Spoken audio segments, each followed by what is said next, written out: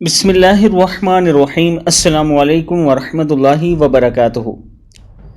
دوستو، پاکستانی سیاست میں کچھ سیاستدان ایسے ہیں کہ جن کا نام آتے ہی عوام اپنے زبان کو منہ میں مسلنے لگتے ہیں، کیونکہ اس کے بعد عوام نے انہیں گالیاں دینی ہوتی ہیں ان کا نام سنتے ہی۔ لیکن آج میں اپنے دوستوں سے ریکویسٹ کروں گا کہ تھوڑا سا حوصلہ کر کے فیضل حسن چوہان کی یہ نعت سن لیں۔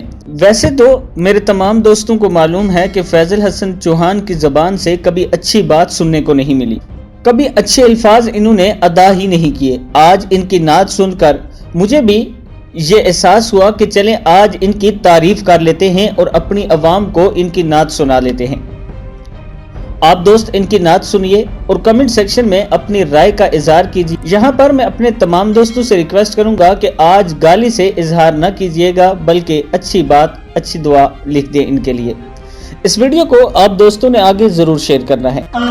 رسول اللہ وسلم علیک یا حبیب اللہ، اے خدا التجا ہے یہ میری،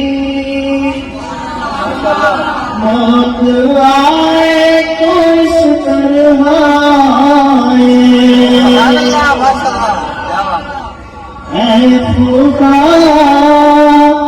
التجا ہے یہ میری، موت آئے تو اس طرح آئے، جان قدموں میں نکلے نبی کے، اور وہیں مجھ کو دفنایا جائے، لے کے ہاتھوں میں پیارے نبی کو، کہہ رہی تھی یہ دائی حلیمہ،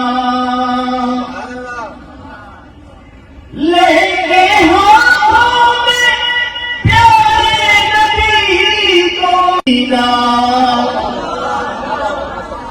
جنت اچھی جگہ تو ہے لیکن ہے پسند اپنے دل کو مدینہ، ہم نہ جائیں کہ کوئے نبی سے، ہم نہ جائیں کہ کوئے نبی سے، جس کو جانا ہے جنت میں جائے، ہم نہ جائیں کہ کوئے نبی سے، جس کو جانا ہے جنت میں جائے۔